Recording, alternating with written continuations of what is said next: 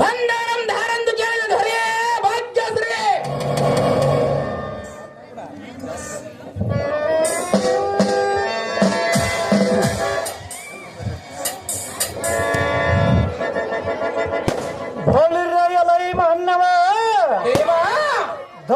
ದೊಡನ ಪರಾಕ್ರಮ ಹೋರ್ದಂಡ ಚಂಡ ಪರಚಂಡ ಕುಟಲ ವೈರಿಗಳ ಕಾರಾಬ್ರಕ್ಕೆ ಜಂಬ ಮಾರುತನಂದಿದೆ.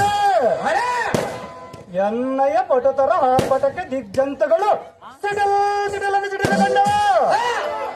ಬಳಿರ ಆದಿಶೇಷನ ಮಣಿಮಣಿಗಳು ಉದುರಿದವ.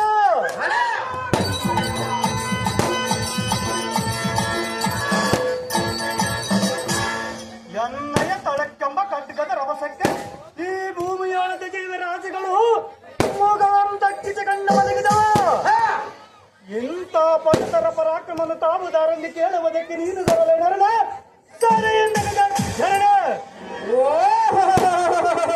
ದೇವ, ನಾವುದಾರೆಂದರೆ ಸೀತಾದೇವಿಗೆ ಶ್ರೀರಾಮನ ಚಿಂತೆ, ಸಾವಿತ್ರಿಗೆ ಸತ್ಯವಾನ ಚಿಂತೆ, ದ್ರೌಪದಿಗೆ ಪಾಂಡವರ ಚಿಂತೆ, ಅಕ್ಕ ಮಹಾದೇವಿಗೆ ಮಲ್ಲಿಕಾರ್ಜುನನ ಚಿಂತೆ, ಇಲ್ಲಿ ನಿಂತುಕೊಂಡಿರುವ ನಮ್ಮ ರೈತರಿಗೆ ಮಳೆಗೆ ಬಂದು ಬೆಳೆಯಬೇಕೆಂಬ ಚಿಂತೆ, ಅಲ್ಲಿ ಕುಳಿತುಕೊಂಡಿರುವ ನಮ್ಮ ಅಕ್ಕನವರಿಗೆ ನಸುಬೂಡಿ ಯಾವಾಗ ಸಿಕ್ಕಬೇಕು ಯಾವಾಗಿಲ್ಲವೆಂಬ ಚಿಂತೆ.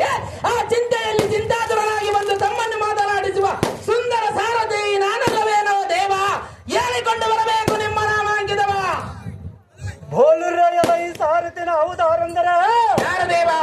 ಊರು ಹೇಳವು ದಂಡನಾಗಿ ಹುಟ್ಟಿದ ಚಂಡ ಪ್ರಚಂಡ ಮಾರ್ತಾಂಡ ಮಂಡಲ ಪ್ರಥಮ ಹೊಂಡ ಕುಂಡಲ ಕಿರೀಟ ಕೊಂಡಂಗಳ ಮತಿ ಮಡಲಕ ಕಮರಿಸುತ್ತ ಬಳುರ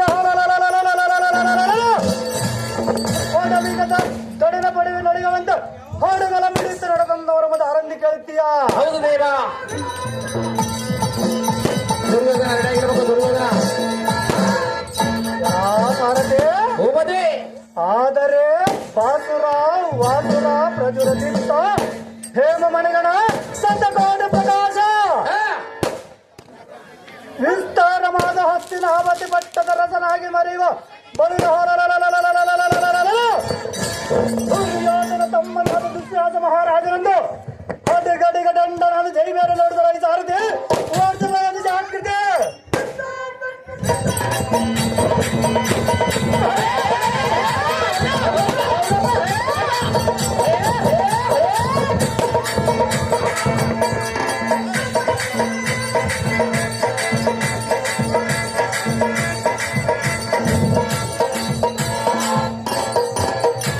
ವೀರ ದುಶ್ಯಾಸನ ಮಹಾರಾಜರು ನೀವಾದರೆ ಈ ಸಭಾಮಂದಿರಕ್ಕೆ ಬಂದ ಕಾರಣವೇನು ದೇವ? ದಿವ್ಯ ಪ್ರಭಾವ. ಬೋಲುರೆಯಲ ಈ ಸಾರಥಿ ಭೂಪತಿ, ಈ ಸಭಾ ಮಂದಿರಕ್ಕೆ ಬಂದ ಕಾರಣವೇನೆಂದರೆ ಏನು ದೇವ? ಬೋಲಿರ ನಮ್ಮ ಹಣ್ಣನಾದ ದುರ್ಯೋಧನ ಕರೆಸಿದ ಕಾರಣ ವರ್ಣವಾಯಿತು. ಸಾರಥಿ ನಮ್ಮ ಹಣ್ಣ ನಮ್ಮ ತೋರಿಸಿದ ಆಗ್ತಿದೆ. ಒಳ್ಳೆಯದು ಭೂಪತಿ, ಪೀಠವನ್ನು ಅಲಂಕರಿಸಿರಿ ಜಾಗೃತಿ.